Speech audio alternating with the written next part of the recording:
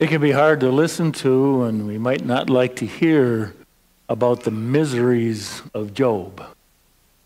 So I'm going to read it to you again. Is not man's, like woman's life on earth a drudgery? I have been assigned months of misery, and troubled nights have been allotted to me. If in bed I say, when shall I arise? And the night drags on. I am filled with restlessness until dawn. My days come to an end without hope. I shall not see happiness again. It's depressing. And it's a truth of life. Life includes suffering and sadness, loneliness, and it comes in all sorts of forms. Who doesn't know of some physical suffering? I don't care how old you are. We have emotional suffering, where our emotions can be just out of control. We don't even like ourselves. It can be relational suffering. I can think of at least two kinds. But we're at odds with somebody else. Or somebody that we love is in danger. They're sick. They're in trouble. And the suffering we have for them, for those that we love. As well as the spiritual kind, when we begin to kind of doubt God and get mad at Him and whatever else we got going. Even is there a God, you might think.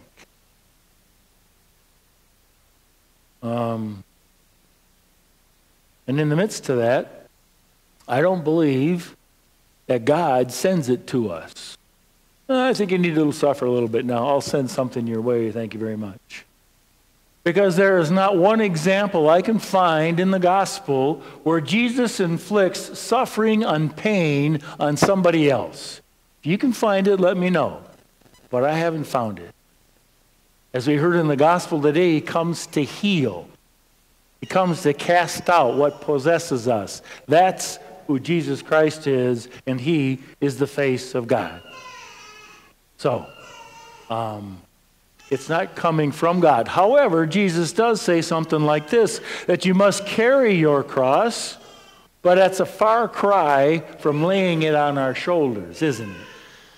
Okay, so, in the midst of this, I think we have something to learn. In fact, there's a poem by a guy named, what is his name? Anyway, I forgot right now.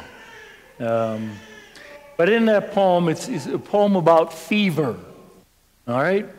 And he says, it is truth long known that some secrets are hidden from health. When we're feeling good, on the top of the world, everything's like going great, there's some secrets that we don't know and that we only learn when we're not healthy and on top of the world. So, here are some things that I know of, and maybe you know these things, and maybe you have your own learning from suffering. But I'll give you a few. The first is that we learn that we're not invincible. We can be hurt, vulnerable, physically in all those kinds of ways I mentioned. I knew a guy in college, he's a real close friend of mine, and when he left college, he had one of those low draft numbers, the lottery, remember that, in the Vietnam War, and he was going. So he signed up because he heard that if you sign up, you're treated better than if you're a draftee. So he signed up, and then later on I talked to him after boot camp, and I said, well, what kind of a job did you come up with? And he says, well, I volunteered to be a door gunner for a helicopter.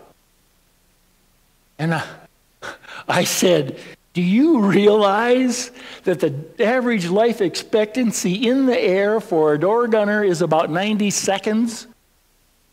You know what he said to me? Well, they give you a flak jacket.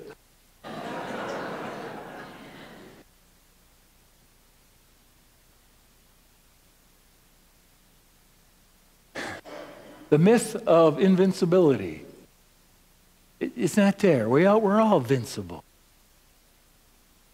We can learn that with a sudden slip on the ice. You can break a bone whether you're 79 or 9. We can learn that from getting the flu. And you can barely crawl to the bathroom. We can learn that from a sudden trip in an ambulance. We can learn that. We can learn when our life is upset, turned upside down by happenings other than just the physical. Like, wait a minute, I think I had everything in order and under control, and by golly, it sure isn't. It's all out. That's one learning. We are not invincible, and it's better that we know our own weakness. There's a certain wisdom that comes with that knowledge, isn't there? We don't fool ourselves. Second thing we could talk about is that we need other people. That's what we learn. So we're in bed with the flu, and we can't get up to make chicken soup. We need other people. If you've ever had a major operation, you're coming out of it, and there's all these medical personnel around your bed, and they're going, oh, what happened to me? And you know that you need the help of those folks around you. And you know something. Then they try to get you out of bed the same day. It's like, there's no way in the world I would do this. But they're telling you got to get up. You got to move. You need other people to lead us through it. And it's not only physical. It's relational. There was something in Psychology Today magazine some years ago where they did a little study about marriages that work. And they had some quotes in there, and one quote was from a woman who has been married 44 years, and she said, I always tell young couples that I work with that they better expect to give 70% and receive 30%. And then things just might work out for them. Or another man says, in this marriage relationship with my wife, I sometimes give a whole lot more than I get back. Sometimes I get a whole lot more than I'm given.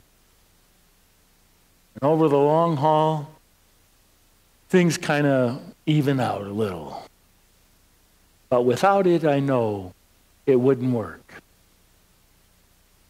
And I know, not being married, that's the same thing with community, and it's the same thing with friends. Sometimes we give more than we get. Sometimes we get more than we give.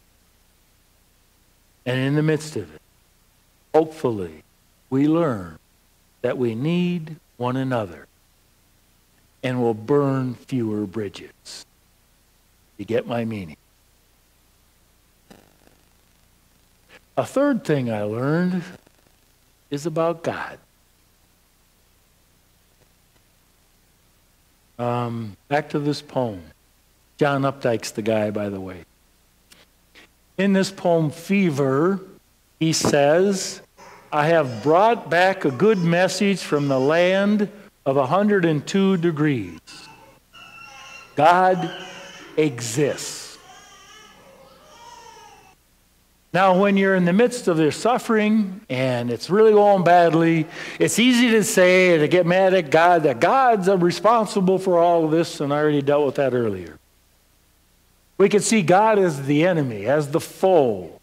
Or we could go on our faith and we could say, I need God as an ally, which indeed he is. Jesus showed that. I need God as an ally. And in the midst of my suffering, I need to have some go-to prayers. I have a few go-to prayers that I've used. When I'm in the deepest part of it, these are the prayers I go to. I'm not going to tell you mine. What are yours? You need something to hang on to God, some way to do that. And we learn something more about God. That indeed, He's there, and He hasn't cut us off and abandoned us. We learn to trust Him.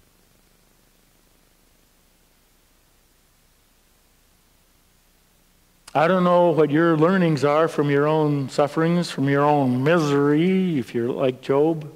I don't know. I offer you these as a few of mine. But I offer them in faith, because it is Jesus Christ, as we heard in the gospel today, who has come to heal us, to let us know that He is always there, and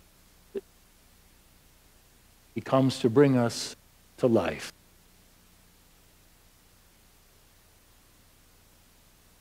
So in faith, we come before the Lord today. We ask Him to bless us and to keep us close to Him.